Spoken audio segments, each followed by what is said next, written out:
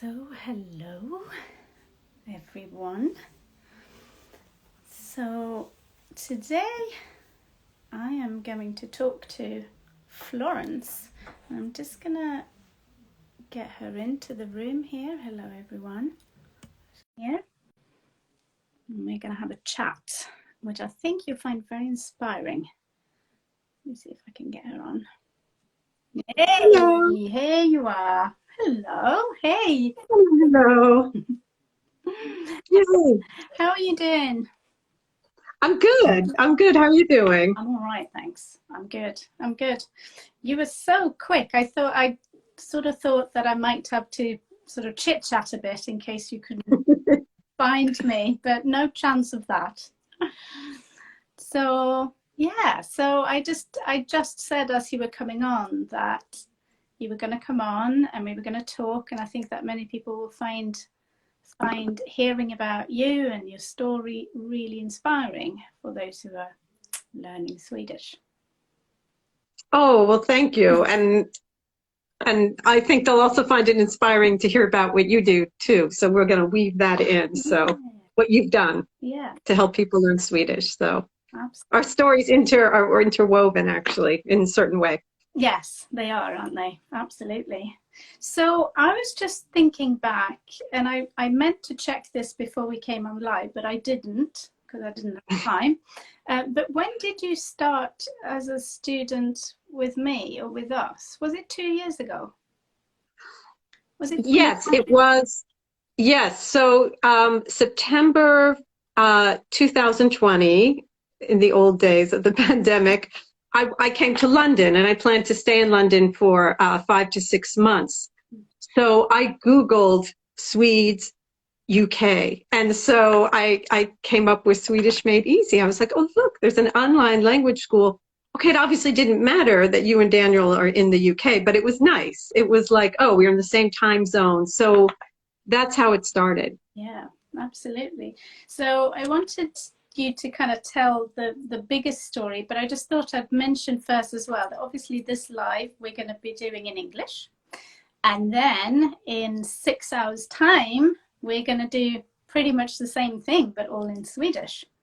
So tonight at 7 p.m. UK time, so 8 o'clock your Swedish time, we'll be doing this again but all in Swedish. Yay.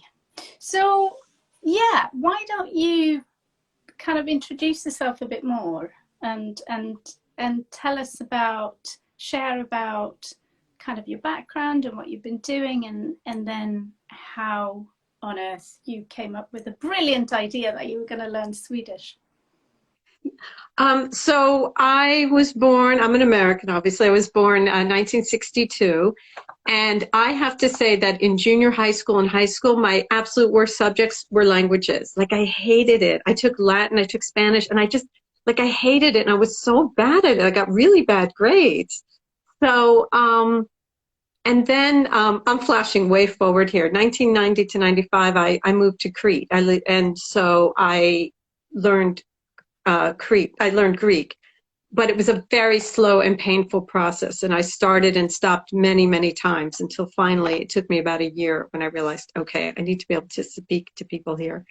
But I think that experience gave me confidence that I could learn a language in later life. So now we'll flash forward to like 2010. I started reading Stieg Larsson's trilogy and a lot of Scandinavian mystery stories and detective novels. So I decided to write my own. So in 2000, my first trip to Sweden was January 2013, and I loved it. And I came back later that year, and then I started thinking about learning Swedish. So I was like, what about learning Swedish? So I decided, I did some online research, and there is a wonderful school. It's in a lot of different cities in Sweden. It's called Folkuniversitetet, which translates to the People's University. And they have intensive Swedish courses. There's also another school called Medborgarplatsen, Medborgarskolan. So these are schools for people that are not living in Sweden as residents. So there's things available to people to that. But if you're just coming to Sweden, as a tourist. These are places that you can take intensive Swedish classes. So I started my first class, January 2014. It was a month long. And I said to myself, okay, just do this class. And if you hate it, you don't have to go back again, but just do this. So it was every afternoon for like 2.5 hours, and we had a lot of homework. And after a month, I thought, oh, I do like this. So, and I just saw being in Sweden and even knowing like a little bit of Sweden, how much richer my life became. So that was it. And that's when I made the commitment. And so that was 8 years ago. Mm. And at that time, as we've also mentioned in the captions to tell people about that we were going live, at that time you were 52. Yes, I was. So I was, firmly middle age. And I definitely was the oldest person in my class. And in fact, just now I'm taking a class on Friday mornings. It's at Medborgarskolan. And it's me, and then it's like 5 au pairs, German au pairs who are like, they're all 19. And it's fine. It's, it's good. I like hanging out with them. They like hanging out with me. So I consider that a non-issue, actually. I think that's really refreshing, because I do think that people who want to learn a language, and I sense that people sometimes feel, oh, it's too late. Like it's, my brain, I'm getting older and it's too late, and I should have done it when I was like in my teens or early 20s. And if you haven't, you've somehow missed the boat. Yeah, I think that is very common. And I think that is really just an idea. I mean, like I said, when I was in high school and junior high, when obviously my brain was a lot younger and fresher, no, it didn't work for me to try to learn a language. I think a huge part of learning a language is motivation. Like, how much do you want to do it and why do you want to do it? And I knew that I really liked Sweden so much, and I liked Swedish culture, and I wanted to experience it at a deeper level. And like I said, I mean, it's been a slow process. It's been 8 years, but even after every class, like I would go to take the tunnelbanan and I would read the ads, and I'd be like, oh, that's what that means. You know what I mean? Like, it was like you're kind of living like almost like a baby, like you don't know what's going on. And the more Swedish you know, or all the words, they start popping up, and you're like, oh, and you get a sense of connection. And I think the more you get that, the more you want that.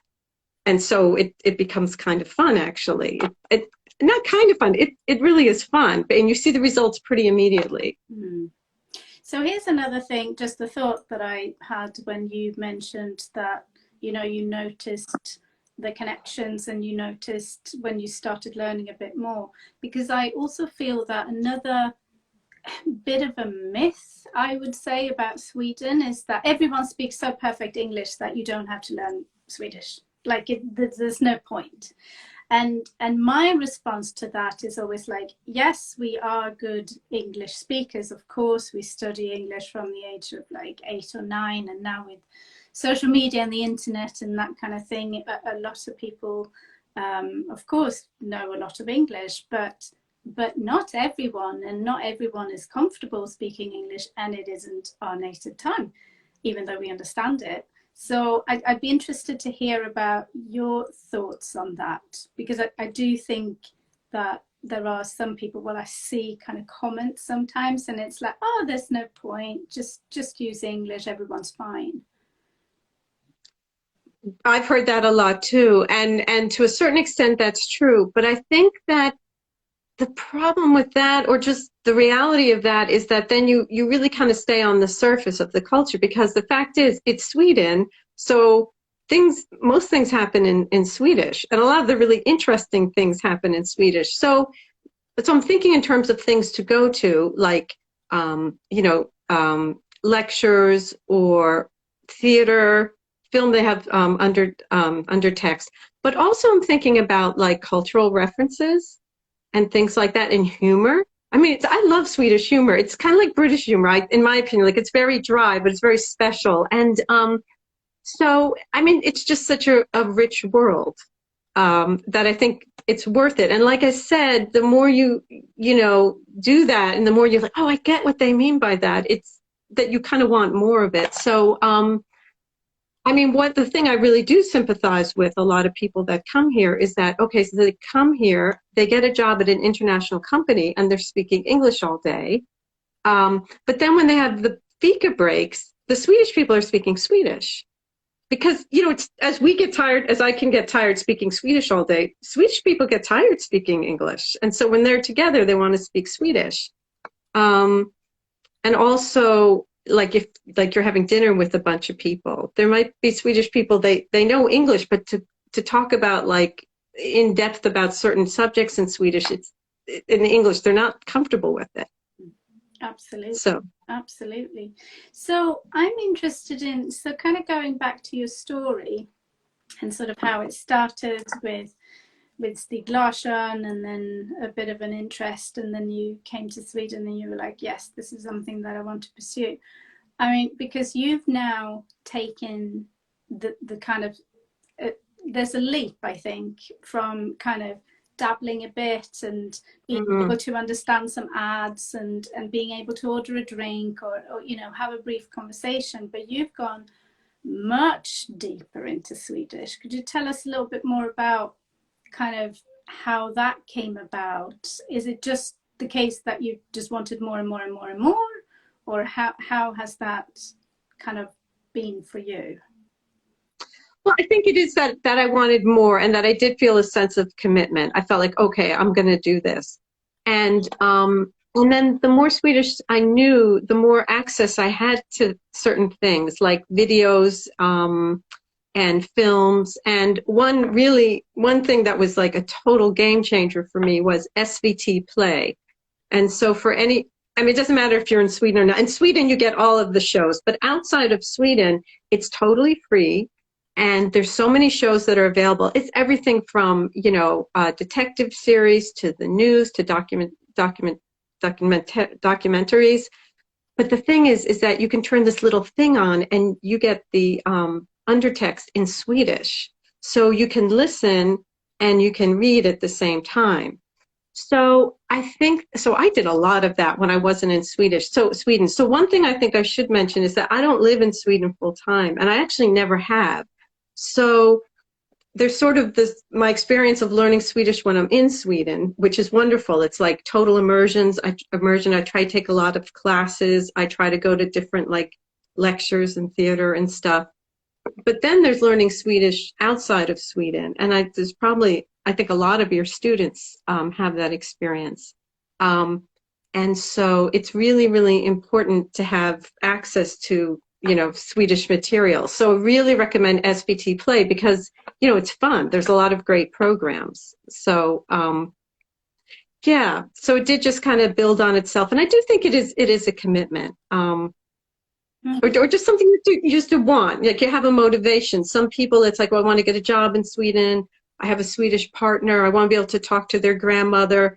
I think that's important. It's kind of hard. And I think that speaks to what you're saying about people thinking I can get by with English. I mean, if everyone, your job speaks English and you're able to do your job, you don't have the same kind of motivation. So you might have to dig a little deeper to find it. Yeah, absolutely. And I mean, these past 2 years have been crazy for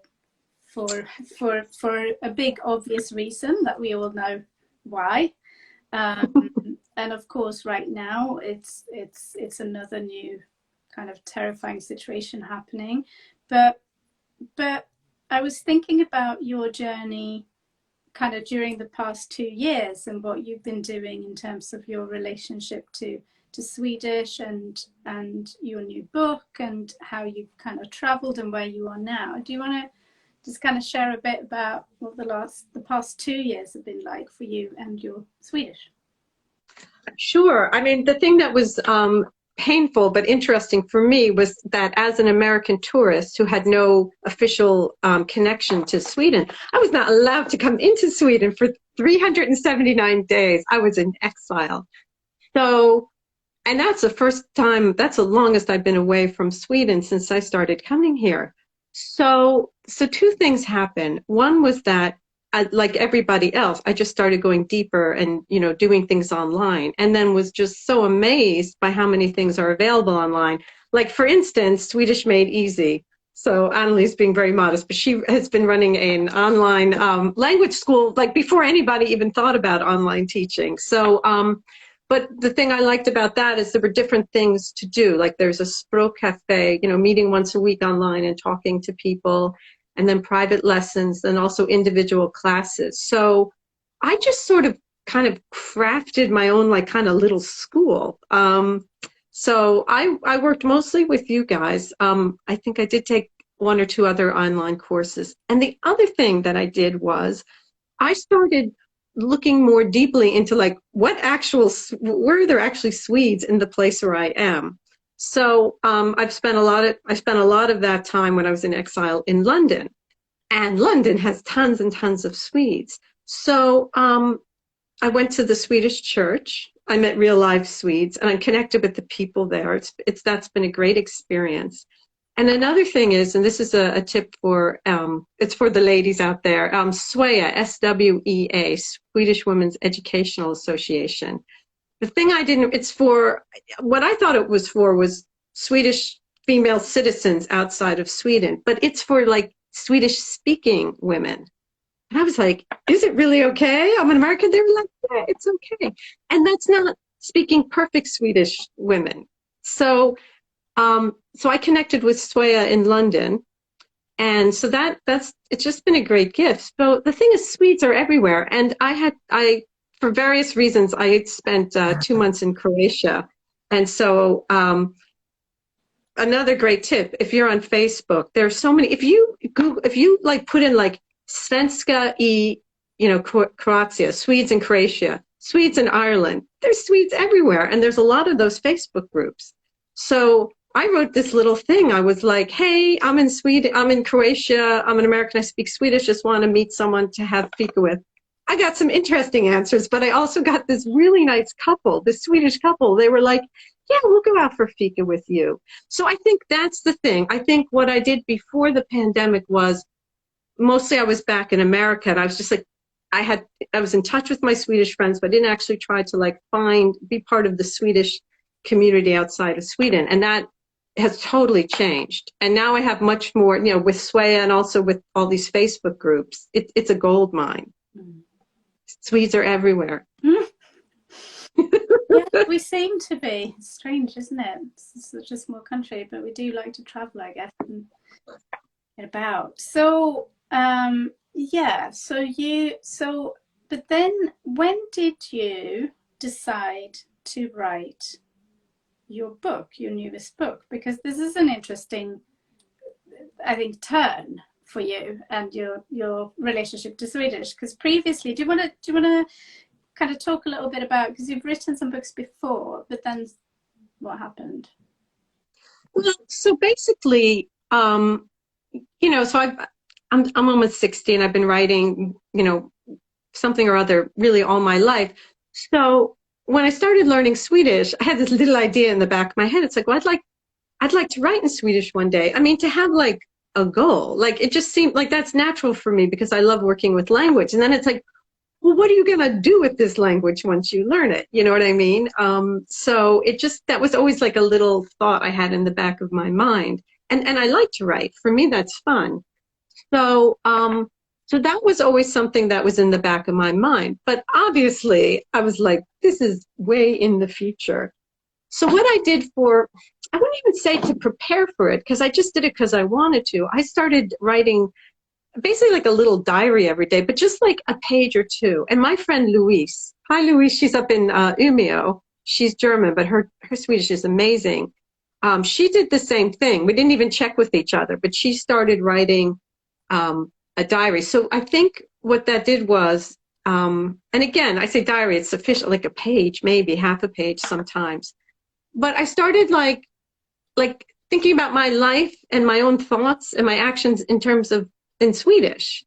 So that was like just a very easy way to get Swedish and writing Swedish in my life. And then of course in different classes, I did different, you do essays, and then I started having Swedish friends. And here's another tip, even if it's hard, and sometimes it took a long time, but to write emails in Swedish to your Swedish friends. People are very forgiving, you know, when you have the wrong, but if you say something wrong. But I a lot of times, like I would work like 20 minutes on like a 2-paragraph email, way to like write in Swedish that had like a direct impact. You know what I mean? So that was another thing I did. And also, I love reading. So I started reading a lot in Swedish, easy books, or a lot of the detective novels I had read in English. Then I started reading in Swedish. So that was like already knew kind of what was going on. And then about after 5 years, I just got this little feeling like, you know what, I think it's time to try. But rather than but the idea of writing like a novel in Swedish, forget it, So I thought, well, hello, short stories, that's a good place to start. And at that time, it was like a nice synchronicity. I started listening to a wonderful podcast called Creepy Podden, the Creepy Pod, totally free, available all over the world. And it's horror stories. So some of the stories take place it's like the whole episode, 50 minutes, but there are a lot of short ones. So I think, and I hadn't read a lot of short stories in English, but I think from listening to Creepy Podden, I started getting a feeling for like short stories in Swedish. So then I just wrote my first one and I showed it to a couple people. I got feedback. And so, I mean, that's how it started. And that was like 3.5 years ago. It's incredible. And then what? Well, and then, so very slowly, I ended up, I had 13 stories. So I got a lot of help. There's a very wonderful, she's a journalist, but she also works as a proofreader in Swedish. Her name is Anna. She lives in Skåne. And so I gave her the individual stories to proofread. And then when I was done with all of them, I gave the whole thing to her again, because I had made a lot of changes. And then, so basically I'm talking about all the help I got. So, and so some of my friends, I thought, well, let me ask if they'll read it. So they did. And I have some friends, bless their hearts, they're like super nerdy. They like reading and correcting things. So they did that. They helped me a lot. And then when I met you guys, I didn't do private lessons at first. I did the Spro Cafe. I did a lot of the classes and stuff. But, and I also had another individual teacher before you. So I had worked with him also a bit on the stories. So that was really helpful. Orden, he's wonderful too. But by the time I met you guys, the stories were like pretty much done, but I knew I really needed a lot of help. So what I did was, I would go through the stories and I made a document with like all my questions. So I would come to Swedish class with like 5 pages of like questions. And you and Daniel, I mean, I know it's your job, but you were so patient with me and you really made me feel like it was important what I was doing. But I asked like a million questions. You know what I mean? Because I would be like, does this sound weird? Like it was everything from like, is this the right preposition to not, or like, would a Swedish person even say this, So, I mean, I don't know, how many lessons did I have with you on that? And Daniel, I mean, a lot. And so that's part of the commitment because, and I have to say, like, you don't necessarily have to spend a lot of money to learn a language, but you like need to maybe, maybe I'm not going to take some trip I really don't want to take. And instead I'm going to devote that money to like Swedish lessons. So sometimes you have to choose not to do things to choose what's important. And then like now I'm in Sweden, so I don't do Swedish lessons because I'm in Sweden. So, so we work very, very hard on that together. And I really appreciate that. So even when I write in English, I have people who read and proofread and all that, but I really needed more help because I just didn't know. I didn't even know what I didn't know sometimes. Yeah, but that was such a great process and it was great fun for me and Daniel as Swedish teachers being part of too, because it's just that kind of really getting into the detail of the nuances of certain expressions and so on. So yeah, and tell us what this book is called. So the book is called in English, it's called Annika's Storage Space. And so in Swedish, that's Annika's Förråd. And the title comes from my friend Annika, because when I was out of Sweden, I used to leave my my various possessions in her storage space in the big apartment building where she lived in Vasastan. And I'm telling you, it was like the creepiest place. It was like the first, because I've just been to her nice apartment, and she was like, so she took me to this, like, the lobby, and there was this door in the corner I'd never seen before. We started walking downstairs, and, you know, there was like one light bulb that was flickering. It was just creepy. And it was just like, and it was like a maze. So anyway, so that's where the title story comes from. And most of the stories, I mean, practically really all of the stories except for one are set in Sweden. So that was really fun for me too. I used a lot of my experiences just from what I know. Like one example is there's a story that takes place at Bookmässan, which is, the translation is the book fair. And that is a 4-day book fair that takes place every September in Sweden. It is the highlight of the year for me and many book people. So that's been really fun. So I think, like, I know, like, I live in a hotel. So like, there's a story that takes place in a hotel room. Like, this is a hotel room with an evil French press. So that was really fun too, just to weave in. And like, there's one story that my friend Johannes and his Sambo Maria and their son Vinny, they used to live in this like really funky attic apartment in Djursholm. So I set one of my stories there.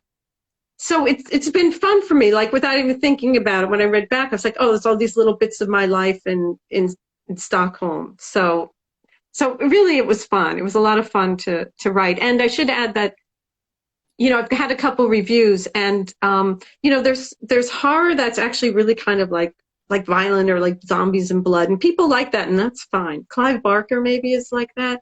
And one of the reviewers, or a couple of them, said, I do more like absurd horror. It's kind of like horror light. Like, and I thought, okay, well, that's good. I'm happy to be on the like soft end of the genre. So those are the stories. Yeah, it's incredible. It's so exciting. So thinking about your kind of journey with Swedish, what I think you may have alluded to some of this already, but what has been the best thing, the most enjoyable thing for you about learning Swedish as a middle-aged woman, as a you know, a late bloomer, as we say? Yes. So I thought about that question a lot, and I came up with two things. And it's really like access to Swedes, being able to talk to Swedes and getting to know them at a deeper level in their language, and also access to Swedish culture. So of course that's things on SVT Play and otherwise. But like, I remember the first time I went to like a comedy show, I was like, oh my God. And trust me, I did not understand everything, but I understood enough. And being able to go to theater, and being able to go to, like, I mean, Stockholm has so many events for writers. I mean, all over Sweden, there's tons of events at libraries and bookstores and different things. So being able to go there and just, you know, and it all takes place in Swedish, it just has so enriched my life. Mm. And what would you say has been some of the more challenging parts? What has been kind of difficult? I think the most challenging thing for me, and I think there's probably a lot of people who can relate to this, is that, you know, I wasn't in Sweden the whole time. And so I really had to work hard to keep my Swedish and my Swedish studies alive when I wasn't in Sweden, you know, particularly in those horrible 379 days. But otherwise, you know, so that's it. Because when you're here, I mean, Swedish is just everywhere. You don't have to think about it. It's coming in. And at this point, I should say something I wanted to mention. My friend Sheila, I met her in my first language class. She's Swiss. I swear to God, she knows 12 languages. But I remember her saying something like, trust your brain. So it's true. So you're in Sweden and there's Swedish all around you. You might not think you're doing anything, but if you're like reading things and listening to people, like, your brain is just getting very acclimated to the language. So, which is wonderful. But then, of course, like I said, when you're not in Sweden, one needs to work harder to make that happen. Mm. And the other thing that was very challenging was pronunciation, uttal. So, yeah, that was pretty hard for me. But okay, so I gotta say, Swedish Made Easy has a really good course about that I took. And you also had a couple master classes. So that helped me a lot. Like, finding out what actually happens in the mouth when you make certain sounds, like hukrutiska, or, you know, different things. So that's really helpful. And that's something I still work on. That does not, I mean, that you're using different muscles. And it just takes time. You have to be, I think one has to be patient. Yeah. And practice. Yeah, I agree. I agree, absolutely. Could you think of what might be your proudest moment as a Swedish speaker? Well, one thing that happened that was really like shook my world was that when I was taking a class with my teacher Johannes, B2 at Folkuniversitetet, he said to us one day, he said, the most important thing you can do to learn Swedish is to stop speaking English. And we were all like, ugh. But I mean, he was right, here in Stockholm, in other words. And so I thought, he's right, because it's just like we said, it's so easy to speak English. So, a lot of my proudest moments were actually very small, but I remember I actually went to like some little party at someone's house that weekend, and I was just like, I'm not going to speak English. And trust me, it was a little tough for the people there because, it took me so long to get a sentence. I couldn't say much. But I remember I was there for like 45 minutes, and then I was so exhausted I left. But I remember when I walked out, I felt really proud. And when I came to class on Monday morning, I was like, I went to a party and I just spoke Swedish, So that was a really proud moment. I was thinking, I remember the first time like someone asked me directions in Stockholm in Swedish, and I was like, I got this, And another thing was, I remember like I needed to call DHL for something. And they have that little thing where they're like, do you want to switch to English? And I was like, no, I'm going to try to do this in Swedish. And after the call, okay, it wasn't perfect. It was kind of slow. But I remember afterwards thinking, gosh, I can do that in Swedish. So that was a proud moment. So there's a lot of small victories. And I think that it's really important to savor them, to be like, yay, go out and treat yourself to like princess cake or something just to celebrate. Right. It's so important to really savor those moments and to kind of own it, I think, because you've worked so hard for it. And those small moments where you just have like a little breakthrough, even if it is something that feels maybe to someone else it's not a big deal, like, okay, yeah, so you went to a party for 45 minutes, okay, well done. But like for you, it's huge, and it's amazing, and it's brave, and it's all the effort that has gone into you being able to do that and kind of stay in Swedish. I just think, yeah, you have to remember them, you have to own them, and they are, I think, the things that are going to kind of keep you moving forward as well. And it's maybe not always that other people understand how right. big those moments are, because like you're saying, they're small, but they're not, they're huge. Exactly. And if one is like taking a class in person or online or like a private lesson, it's kind of like if you do something good and like you tell your mom, like she's always going to be proud of you. You know what I mean? So it's like, bring those things to like your I did that. It's like, guess what? You know what I mean? And to you, I've done that with you and Daniel too. And so, because we're working together on this, you guys, you're so happy for me. And so that just reinforces the whole thing, little like Pavlov's dog. It's like, yay, we get good feedback, and it makes you happy. Absolutely. Absolutely. Oh, it's so great. So, okay. So finally, I think the only other thing that I wanted to, we've talked a little bit about kind of resources and materials. I guess you mentioned SVT as a really good resource that you found really useful. I don't know if there are others that you'd like to add to that list that people could check out.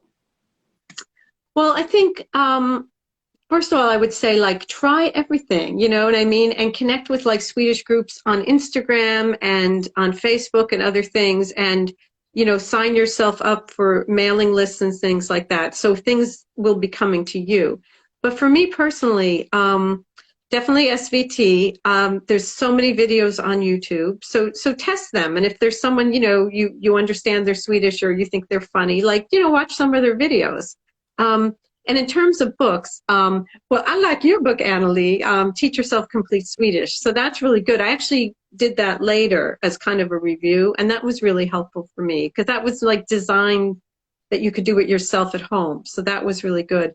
And also my friend Johannes, who I mentioned earlier, he has a book called Partikelverbens World. So the The World of Particle Verbs, because that's like a special thing in Sweden. So that book is like, it's so well done. It's got like nice pictures and it's like fun and it's funny. But that was really helpful to me because particle verbs they're tricky for us Americans. Swedes grow up with it and they'll be like, what's a particle verb? It's just part of your life. You don't have to think about it. So I really recommend those things. And actually something else I would recommend that was helpful to me is, to try to have contact with Swedish every day. Like, even if you're like sick in bed with the flu or something, like just have a podcast on in the background. And also, particularly when you're not in Sweden, not to let too much time go by without contact with Swedish. Because I would even do things like, let's say I was out to dinner with some friends and it was 2 hours. I'd go to the bathroom and I'd think in Swedish a little bit, just to touch base with Swedish. So that's something else. So like, sometimes you don't have access to a video or a book or something like that. So really like your own mind and your own knowledge of Swedish is the thing, like to bring up Swedish again in your mind and in your mouth and in your thoughts. Yeah, that's always with you, no matter what your level. Absolutely. Yeah, you can certainly talk to yourself, can't you? I did that. My mom's dog, he didn't care. So yeah, absolutely. Yeah. Oh, such good knowledge here from someone who's been through all the different stages. So yeah, and then the final thing maybe, if you could give people like 3 takeaway messages, to inspire them or to help them, or things you think that people should think about when they learn Swedish, what would they be? Well, I think the first one is that find things in Swedish that you really like. So like for me, I'm interested in writing and writers. And so, there's so many like lectures when you're here, things you can do and things online. There's like free webinariums all the time. So it's like, if you're interested in something, you're going to want to do it. And so it's so satisfying to do that in Swedish. So like if you're interested in like politics, if you're interested in like collecting model airplanes, if you're interested in like food, you know what I mean? Like find those things in Swedish because you're interested in them anyway. Courses are great, but you know how courses are, they'll be like, write an essay on, farmers in Sweden. You're like, oh, okay, I can do it. But if you find something that really speaks to you, and then you have connection with people, like I said, you sign up on a mailing list, you become part of a Facebook group, and that's how you connect with people. And so it's something you would be doing anyway, but you just start doing it in Swedish. So that's one thing that really worked a lot for me. I think another thing is that dare to do things at a higher level than that you're at. I think that, and it's a balancing act. Like you don't want to like do something that is so frustrating you can't understand and you throw up your hands, but just something like, it's okay if something is like a little bit hard, because like I remember going to lectures and stuff and I maybe understood 30%. But I got in the habit of it, and so it was good, and so I started understanding more and more. So I would say, just dare to do that. Don't be afraid, if you think you're not at the right level, just do it anyway. And the third thing about daring is something one of my teachers at Folk Universitetet said, dare to speak. She said, you are going to make mistakes. That's okay. Dare to speak anyway. You just got to start talking, and that's where like a language cafe. So you need to find safe spaces or safe people. There's definitely people that are more used to speaking to people that come from another country than others. You know what I mean? So, and that's where, private lessons and the Språk Cafe, or even some of the master classes you have, or other people do too, it's ideal. Because they know that. They'll work with you. So that's, and then you get your confidence, you can speak more and more. And I make mistakes all the time, but I just keep going, You've just got to do it. Absolutely. Yeah. Oh, wonderful. So exciting. And right now you are in Stockholm. How long have you been in Stockholm now? I've been in Stockholm now. It's been about 2 months, a little over 2 months, and so I've got 2 more weeks here. And then I'll be in London. Yay. So yeah, So I'm enjoying, my time here as it runs out, and then I'll be back again in the fall. Okay. Yeah. And you're going back to the States over the summer, are you? No? No, it's not happening. No, I'm going to stay in Europe. Okay. Okay. Great. Great. Well, thank you so, so much. It's so inspiring, and I think many people who listen to this will find it utterly inspiring. Just to kind of see that it is possible to do, even if you start when you're not a child or not a young person, which is great. And you've given some really good ideas, I think, as well, and some good kind of insight into both like how to keep up your motivation and how to use little tricks and hacks to just kind of keep your Swedish alive and keep the kind of sense of being a bit brave and dare to do things as well. I think it's been really, really good. So thank you. Oh, I'm so glad. Thank you. I hope that is helpful. And this is also my chance to thank you again for all that you've done for me. And I know you've had so many students over the years, but just having like someone who's on your side and, believes in you, it just means so much. And someone that you can just be yourself with at whatever level you're at. So I thank you. And even like what we're doing right now, I really appreciate it. So thank you for having this conversation. No, absolute pleasure. And we're going to take a little bit of a break. 6 hours. Take a break. 5 hours. Take Okay. about 5 hours and 20 minutes break. And then we'll be back and we'll do something quite similar, but we'll do it all in Swedish. That sounds good. Thank you so much. And thank you for everybody that has been part of this. I wasn't able to like read at the same time as I was talking. No, I know, but they come up so quickly. I know, Yeah, I do the things that pop up. So that's really thanks to everyone. Yeah, listening and I hope you can, I hope you got some kind of good takeaway tips and tricks and inspiration. Yay, I hope so too. Great. So I'll see you soon. See you tonight. Okay, sounds good. Okay. Hey, Dom. Hej då.